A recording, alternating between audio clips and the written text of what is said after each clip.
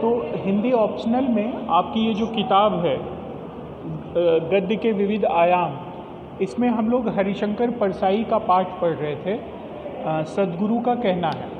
कल हम लोगों ने आधा पाठ पढ़ा था और सद्गुरु को कहना है पाठ के माध्यम से जो व्यंग है उसकी हम लोगों ने चर्चा की थी। तो मूल रूप से इस पाठ में सद्गुरु का जो कहना है, ये सद्गुरु कौन है? कहीं पे देखो उनका कोई जिक्र आया कि कौन से सद्गुरु है? तो सद्गुरु मतलब सच्चे गुरु। तो यहाँ सच्चे गुरु ये शब्द भी उन्होंने व्यंग के रूप में इस्तेमाल किया है। तो सच्चे गुरु का यहाँ पे मतलब है व्यवहारिक रूप से। चीज़ें दो होती हैं, सिद्धांतिक रूप से और व्यवहारिक रूप से। जैसे सिद्धांत क्या होता है, आदर्श क्या होता है या सिद्धांत, जैसे तुम्हें रोज़ कॉलेज आना चाहिए, है ना, ये एक सिद्धांत हो गया। लेकिन व्यवहारिक रूप से कई बार ऐसा नहीं हो पाता। आप बीमार हैं, गाड़ी लेट हो गई, आप देर से सो के उठे, तो व्यवहारिक रूप से उसमें थोड़ा बहुत अंतर आ जाता है। तो सद्गुरु मतलब सच्चा गुरु। तो सच्चा गुरु कहते हैं, मतलब सद्गुरु का कहना है मतलब सच्चे गुरु का कहना है, अर्थात व्यवहारिक रूप से जो चीज़ें हो रही हैं और जो सिद्धांतिक रूप से नियमतः जो होनी चाहिए, दोनों में कितना बड़ा अंतर है। नियम ये कहता है कि चाहे छोटा व्यक्ति हो या बड़ा व्यक्ति हो, सबको एक समान सज़ा मिलनी चाहिए। किसी ने गलती की है तो सबको सज़ा मिलनी चाहिए। लेकिन व्यवहारिक रूप से ऐसा होता है क्या? बड़े बड़े घोटाले करने वाले जो नेता हैं, जो बाहुबली हैं, वो लोग छूट जाते हैं, उनके ऊपर कोई हाथ तक नहीं डालता, और जो मामूली लोग हैं उन्हीं को सारी सज़ाएं मिलती हैं। तो जैसे इन्होंने अपने फ़ोन के बिल का उदाहरण दिया कि इनका बिल कितने रुपए का आया था? 200 रुपये का। 200 रुपये का बिल आया और इनका फ़ोन काट दिया गया। लेकिन वहीं पे ऐसे ऐसे लोग हैं जिनका हज़ारों रुपए का बिल है और उनका पेपर में खबर भी छप जाती है कि फला मंत्री जो है बिल नहीं भर रहे हैं, लेकिन उस पर प्रधानमंत्री कह देती हैं कि अरे वो भूल गए होंगे, है ना। तो मतलब बड़े लोगों के लिए कोई सज़ा नहीं है, सारी सज़ा का प्रावधान किसके लिए है? छोटे लोगों को।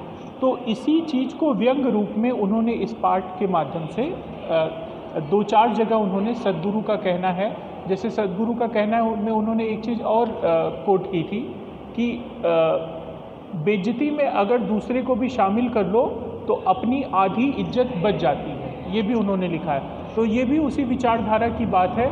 आप लोग आगे आ जाओ बेटा थोड़ा। तो ये भी उसी विचारधारा की बात है कि जैसे हम लोग देखते हैं राजनीतिक पार्टियां हैं, किसी नेता से आप पूछो कि तुमने 100 करोड़ का घोटाला क्यों किया शिक्षा मंत्री के रूप में, गृह मंत्री के रूप में, तो वो बोलेगा मैंने तो खाली 100 करोड़ का किया, इसके पहले की जो सरकार थी उसने 500 करोड़ का किया।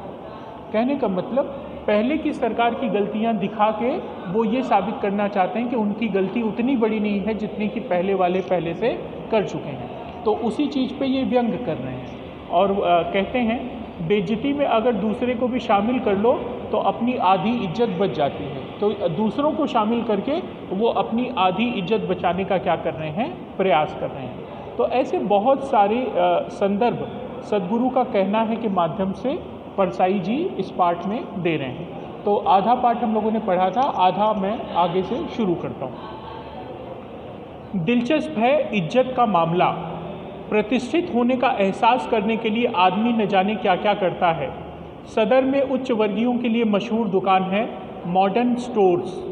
कभी अंग्रेज अफसरों के लिए खुली थी। दुकान में सब अंग्रेजी बोलते हैं। एक मध्यवर्गीय बंधु 2 मील रिक्शा से वहाँ चले जाते हैं। खरीदना क्या है? झाड़ू, मगर खरीदेंगे मॉडर्न स्टोर से।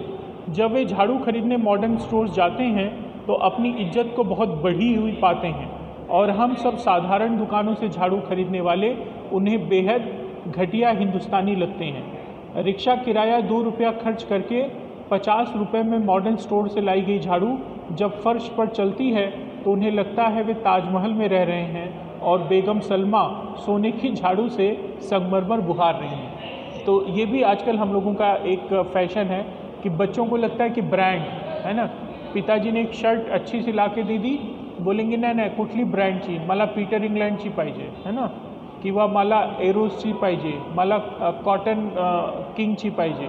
अब वही शर्ट जो 1000 रुपये की है उस पर जैसे कोई ब्रांड लग जाता है उसकी कीमत 3 गुना 4 गुना हो जाती है, वो 4000 5000 की हो जाती है। लेकिन उनको लगता है नहीं ये ब्रांड है। घड़ी समय देखना है ना, लेकिन ऐसी भी घड़ियाँ हैं जिनकी कीमत लाख लाख रुपए हैं। और छोटी से छोटी चीज़, जैसे इन्होंने उदाहरण दिया कि झाड़ू खरीदना है, तो भाई घर के बगल में किसी किराना स्टोर से ले लीजिए। नहीं, मॉल में जाके लेंगे, तो मॉल में जाने का ही खर्चा 100 रुपया हो गया, और झाड़ू कितने की, 50 रुपये की, लेकिन मॉल से खरीदने में एक स्टेटस है ना। तो वही वो बता रहे हैं कि आजकल हम लोगों की सोच कितनी बदलती जा रही है। तो जैसे तुमने नए जूते लिए हैं, तो लोग सिर्फ ये नहीं पूछते कि अरे नए जूते के लिए, वो पूछेंगे कौन सा है, कौन सा है से मतलब कौन से ब्रांड का है।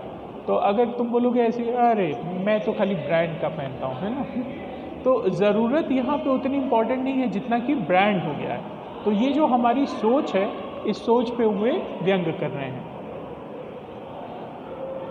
और एक साथ दिल्ली में जनपद पर ईस्टर्न कोर्ट के दफ्तर से लंच टाइम से बाहर निकली टाइपिस्ट लड़की से युवा मित्र कहता है 5 बजे गेलार्ड, टिल देन वह भी कहीं क्लर्क है। वह तनख्वाह का कम से कम 10वां हिस्सा ऐसे महंगे होटल में खर्च करेगा इज्जत के लिए, प्रतिष्ठित दिखने के लिए। वहाँ 1 रुपये की कॉफ़ी के साथ 5 रुपये की इज्जत भी मिलती है। मतलब अब ये उदाहरण दे रहे हैं कि एक क्लर्क है, वो अपनी महिला मित्र से मिलने जाता है। अब उसको ये थोड़ी नहीं बोलेगा कि चल टपरी वर वड़ा पाव खाओ आणि चाह भी हो, तो वो बोलेगा एट 5 o'clock गेलार्ड अब 3 स्टार 5 स्टार होटल है। तो वहाँ पे वही 1 कप कॉफ़ी पीने के लिए वो 500 रुपया खर्च कर देंगे, 100 रुपया टिप भी देंगे। तो इतना ये सब क्यों करते हैं?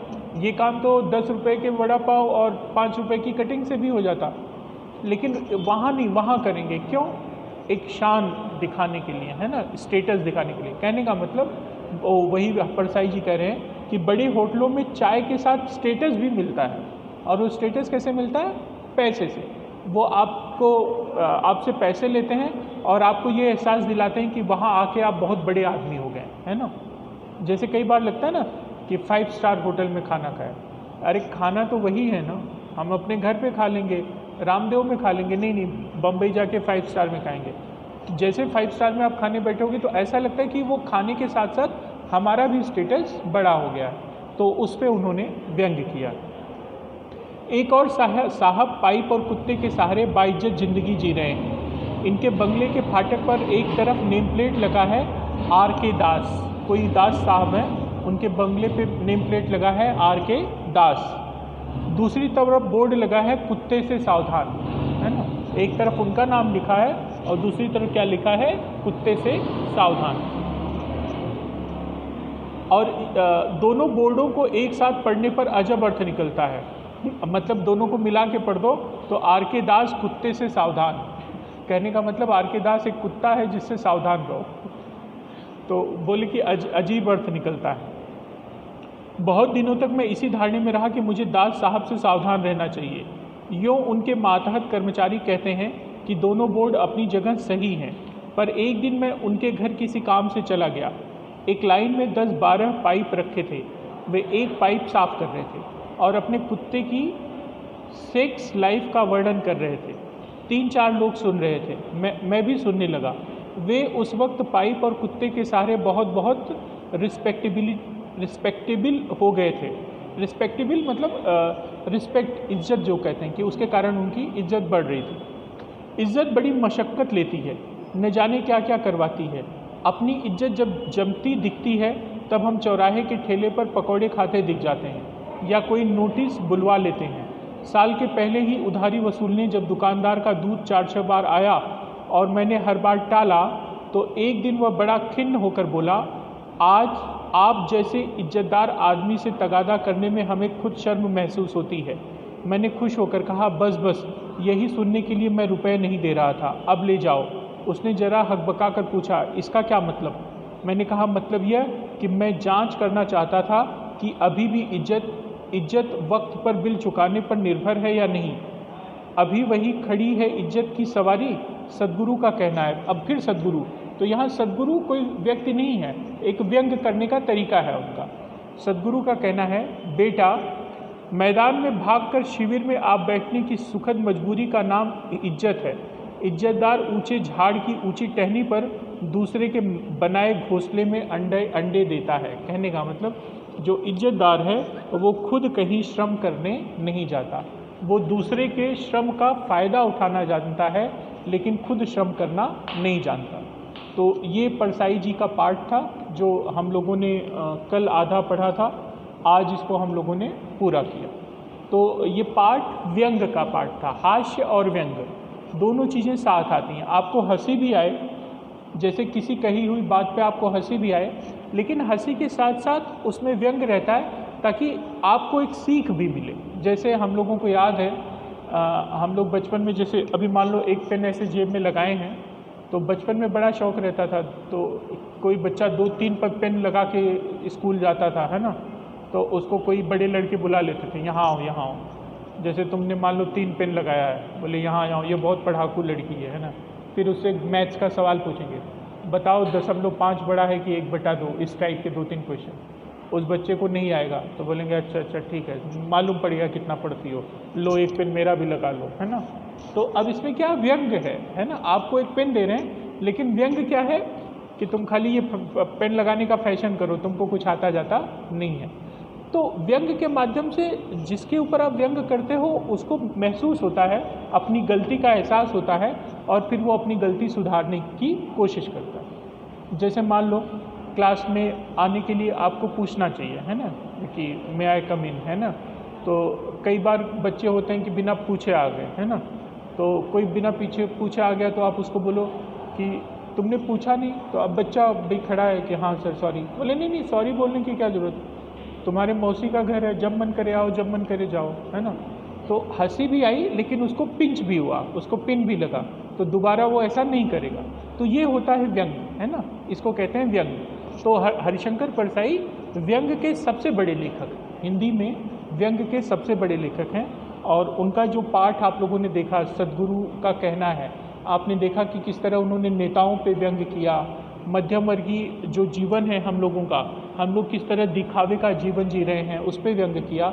तो इन सब का उद्देश्य यही है कि आप लोगों को ये बता सकना कि जीवन की हमारी जो सच्चाई है, अगर हम लोग उस पर डटे रहें, दिखावे के चक्कर में न पड़ें, तो हमारे जीवन की आधी परेशानियां तो ऐसे ही ख़त्म हो जाएं। जीवन में आधे से ज़्यादा परेशानी सिर्फ इस कारण होती है कि हम जो नहीं हैं वो दिखाने की हम कोशिश करते हैं, चाहे वो आर्थिक रूप से हो, सामाजिक रूप से हो या किसी रूप से भी। अगर आप जो हैं वही दिखने की कोशिश करें तो आप देखेंगे कि आपकी 80% परेशानी ख़त्म हो जाएगी। तो इन अपरोक्ष रूप से ये संदेश उन्होंने इस पाठ के माध्यम से दिया, जिसका नाम है सद्गुरु का कहना है। तो मुझे लगता है कि ये पाठ आप लोगों को अच्छे से समझ आ गया होगा। ये आप लोगों का तीसरा पाठ था किताब का। पहला पाठ हम लोगों ने किया मेरा विद्यार्थी काल, जो कि आत्मकथा थी, महात्मा गांधी की आत्मकथा का अंश था। दूसरा पाठ था तू तो मुझसे भी अभावगा है, शांति प्रिय द्विवेदी का। और तीसरा पाठ था सद्गुरु का कहना है, जो कि हरिशंकर परसाई का व्यंग है। अगला पाठ आपका शाहजहां के आंसू, जो कि एक एकांकी है देवेंद्र नाथ शर्मा की, है ना, हम लोग उसको करेंगे।